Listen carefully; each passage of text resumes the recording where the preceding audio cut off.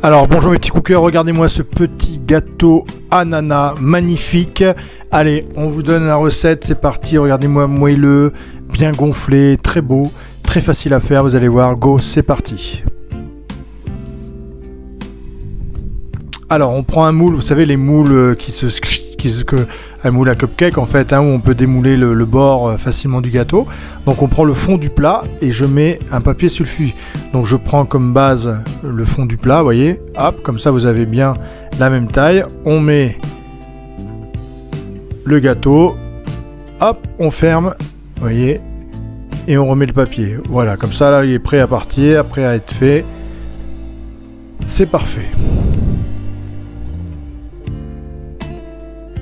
Alors ensuite on prépare pour monter les blancs tout à l'heure. Bon, comme j'ai le compagnon, on va monter les blancs, sinon vous prenez avec un fouet normal. Et on prend un yaourt, vous voyez, c'est un yaourt à la grecque, un peu onctueux, hein. Donc pour commencer. Donc on met dans un récipient le yaourt. Alors vous allez voir, l'avantage c'est qu'on n'a pas besoin de balance, on va utiliser le pot de yaourt pour faire les dosages. Comme ça, c'est parfait. C'est l'avantage de ce gâteau.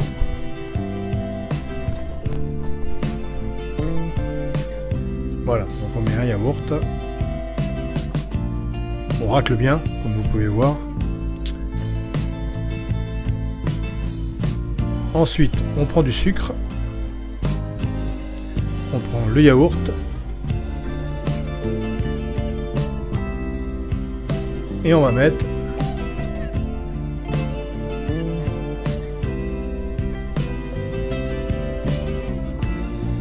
un premier yaourt de sucre, et un deuxième yaourt de sucre.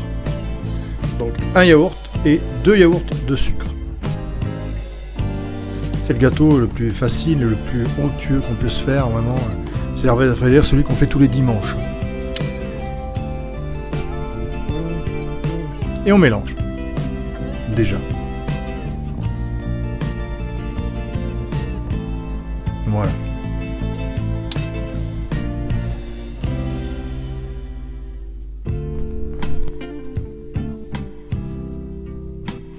Ensuite, on met la farine.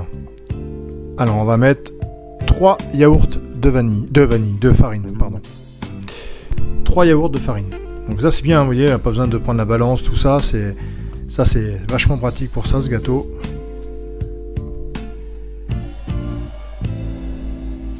Et on en met donc 3 de farine.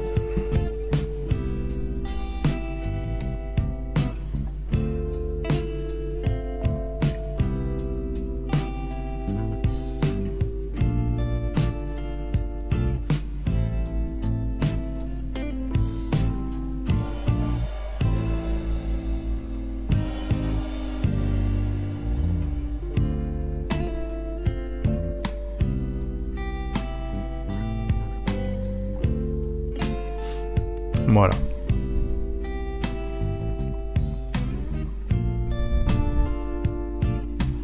Donc après, on mélange, une fois qu'on a mis la farine. Donc on a quelque chose qui commence à être un petit peu compact, hein, c'est tout à fait normal, ne vous inquiétez pas.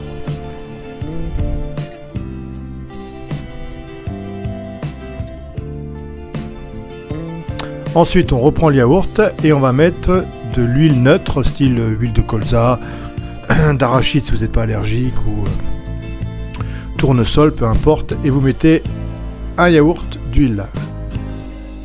Voilà, dans la préparation, et on remélange après pour que tout soit bien mélangé. On racle bien toujours, hein, à chaque fois. Et là, au début, vous verrez, ça se mélange un petit peu difficilement avec l'huile qui est un peu grasse, hein, comme on dit, un peu difficile. Et voilà, et au bout d'un moment, vous voyez, ça se redétendu la pâte. Et on a quelque chose qui devient un peu plus souple. Voilà.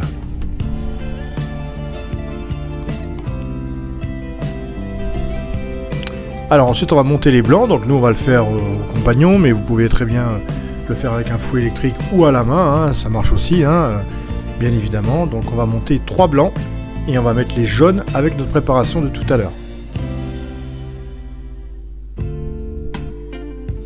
Voilà, vous voyez, hop, on rajoute les jaunes à notre pâte et les blancs, on va les monter à côté.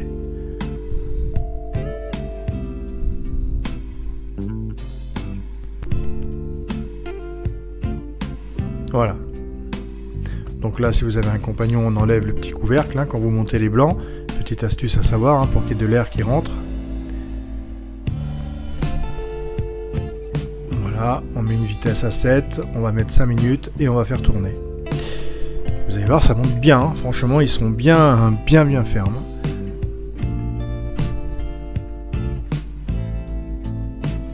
Donc là, je mélange mes 3 œufs avec ma pâte. Hein.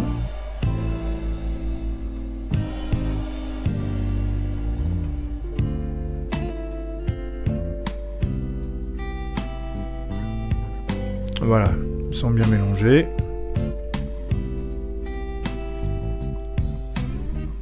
On met le sel. On met jamais le sel au début quand vous montez des blancs parce que sinon ils rentrent de l'eau et du coup ils montent moins bien. Vous mettez toujours le sel une fois qu'ils sont montés à moitié. Donc là, 2 minutes et demie, on a mis le sel. Donc là, on a mis un sachet de sucre vanillé. On va rajouter de la vanille.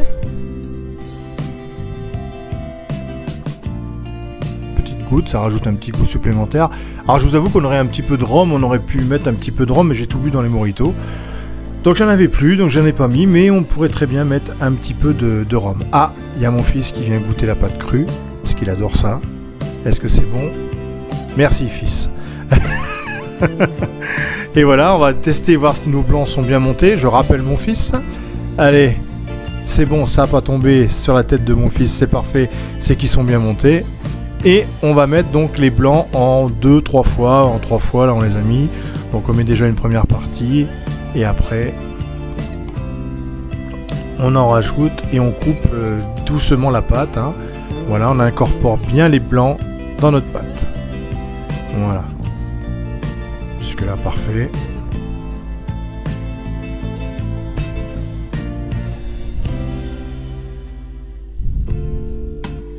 Voilà, on mélange bien, doucement, délicatement, sans trop s'énerver.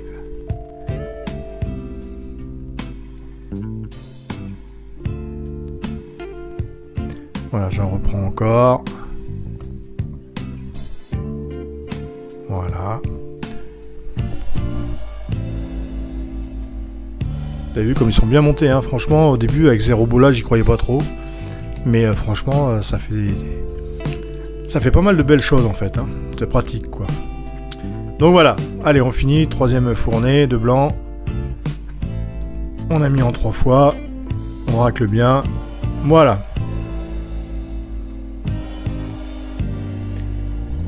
Et donc à la fin, on met la levure chimique bien évidemment, un petit sachet. Donc vous mettez toujours la levure à la fin quand vous faites vos gâteaux, hein. Ça c'est une petite astuce que je vous donne. Plus vous allez la mettre au début, votre levure, plus vous allez la travailler, moins votre gâteau va monter. Donc n'hésitez pas, on met toujours à la fin, c'est exactement le même résultat. Mais dans les recettes, quand vous voyez mettez la levure au début, ne la mettez pas. La mettez vraiment qu'à la fin de votre pâte. Et du coup, vous aurez beaucoup plus de réussite dans le levage de votre gâteau. Des fois, vous mettez la levure au début, vous mettez votre gâteau au four, il ne monte pas trop. Et vous dites, mais pourquoi il n'a pas monté? J'aurais dû mettre plus de levure, tout ça. Non, c'est qu'en fait, vous la travaillez trop. Donc la levure se travaille le minimum. Alors on va faire un petit caramel, donc là j'ai pas pesé, hein, j'ai mis un peu de sucre au hasard. S'il y avait un peu plus de caramel c'est pas grave, on va dire qu'il y avait au moins 180 g de sucre, hein, on va dire, à peu près, 180-200. Et on va mettre un petit peu d'eau, donc je fais couler un peu d'eau dedans. Alors l'eau je la pèse pas non plus, hein, parce que si vous mettez trop d'eau ça mettra plus de temps à devenir caramel, en entendant l'évaporation du surplus d'eau. Mais là on va dire on a mis 80-90 g d'eau, voilà, pour 200 g de sucre. Et on va faire bouillir jusqu'à ce qu'on obtienne un caramel. On met à fond, hein, vous voyez, à P comme booster. Et on prépare notre moule. J'ai beurré le moule, un peu les bords, vous voyez. Il y a encore des morceaux de beurre. Donc j'ai beurré un peu les bords pour qu'il se démoule un peu plus facilement. Et on attend le caramel qu'on va verser au fond du moule, bien évidemment.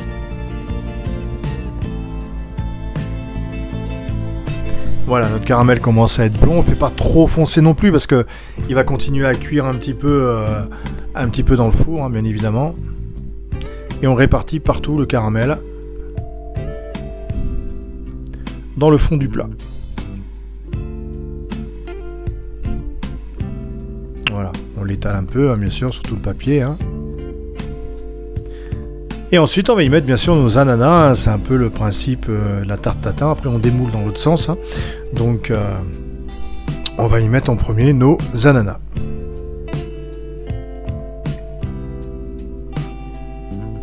Donc là on prend une bonne boîte avec des bons ananas et on met les rondelles d'ananas tout autour.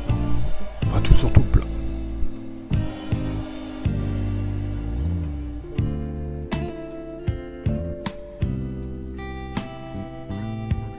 Voilà. Donc c'est bien avec la taille de ce moule là, parce que vous voyez ça ferme, ça rentre pile poil les tranches d'ananas, une au milieu et le tour est joué.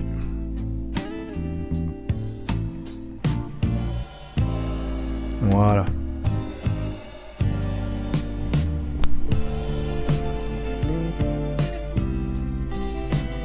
Et on prend notre pâte, hein, bien évidemment, et on va la verser sur nos ananas.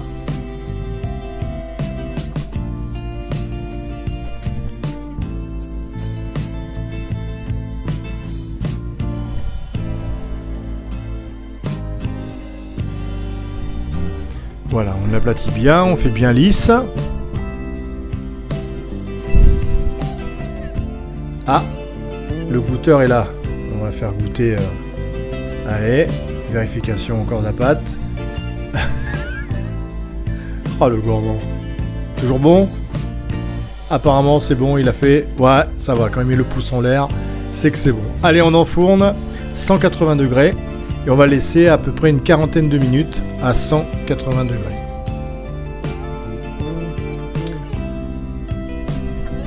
On plante le couteau au bout de 40 minutes, on voit si c'est. Donc là la pâte est bien cuite, hein. Il n'y a pas de pâte crue, donc quand il n'y a pas de pâte crue, c'est qu'il est prêt. On tapote, on voit qu'il est quand même assez ferme, assez souple mais ferme. Donc il est prêt et cuit. Donc là on prend un autre plat, hop, on démoule la bébête et on va voir le résultat qu'on a vu au début de la vidéo, donc on sait qu'il a marché, hein. Il n'y a pas trop de risques. Et voilà, regardez-moi comme il est beau, franchement, ça donne envie, hein. On a vraiment envie d'y plonger dedans.